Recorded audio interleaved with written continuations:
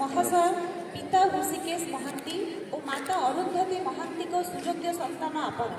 ଛାତ୍ର ଜୀବନରୁ ଆପଣ ଜଣେ ମେଧାବୀ ଓ ନୀତିନିଷ୍ଠ ବିଦ୍ୟାର୍ଥୀ ଭାବରେ ସଫଳତାର ଗୋଟିଏ ପରେ ଗୋଟିଏ ପାପଛ ଅତିକ୍ରମ କରି ଖ୍ୟାତି ସମ୍ପନ୍ନ ଉତ୍କଳ ବିଶ୍ୱବିଦ୍ୟାଳୟରୁ ନିଜର ସମସ୍ତ ଶିକ୍ଷା ସମାପନ କରନ୍ତି।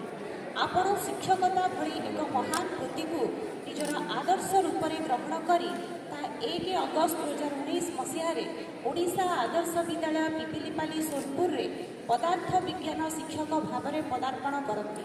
ଆପଣ ଜଣେ ଛାତ୍ର ବତ୍ସଳ, ସ୍ନେହୀ ଓ କଠୋର ପରିଶ୍ରମୀ ଶିକ୍ଷକ।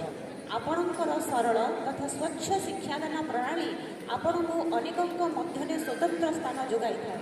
ବିଦ୍ୟାଳୟ ପ୍ରତି ଆପଣଙ୍କର ଭାବ ଏବଂ ଭାବନା ଚିର ପ୍ରଣଦ, ଯାହା ବିଦ୍ୟାଳୟ ରୂପୀ ପାଦପକୁ ପଲ୍ଲବିତ ତଥା ପୁଷ୍ପିତ କରିବା ପାଇଁ ବଳିଷ୍ଠ ଖୋରାକ ଯୋଗାଇଥାଏ।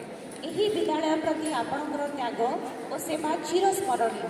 ଆଜିର ଏହି ସମ୍ବର୍ଦ୍ଧନା ପର୍ବ ଅବସରରେ ମହାପ୍ରଭୁ ଜଗନ୍ନାଥଙ୍କ ଠାରେ ଏତିକି କାମନା, ଆପଣଙ୍କର ବୃତ୍ତିଗତ ଜୀବନ ତଥା ବ୍ୟକ୍ତିତ୍ୱ ଚିର ପ୍ରତିଷ୍ଠିତ ହେଉ।